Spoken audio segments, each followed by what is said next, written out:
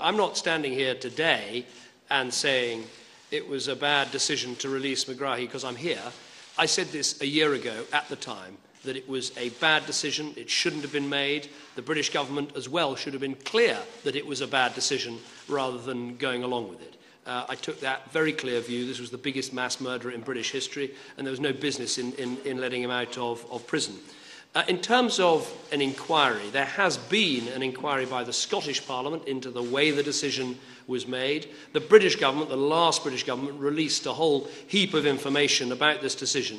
But I've asked the Cabinet Secretary today to go back through all of the paperwork and see if more needs to be published about the background to this decision.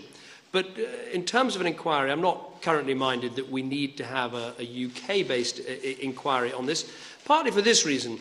I don't need an inquiry to tell me what was a bad decision. It was a bad decision. And if you like, the big fact that's changed over the year that makes it an even worse decision is the fact that, of course, Megrahi is still free at liberty in Libya rather than serving the prison sentence in Scotland as he should be doing. The decision to release Megrahi, though, was a decision made by the Scottish government, and I haven't seen anything to suggest that the Scottish government were in any way swayed by BP. They were swayed by their considerations about the need to release him on compassionate grounds that I think were completely wrong. I don't think it's right to show compassion to a mass murderer like that. I think it was wrong.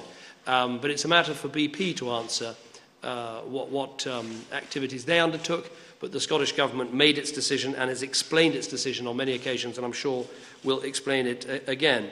We have to accept that under the laws of my country, where power on certain issues is devolved to Scotland, this was a decision for the Scottish Executive, a decision that they took.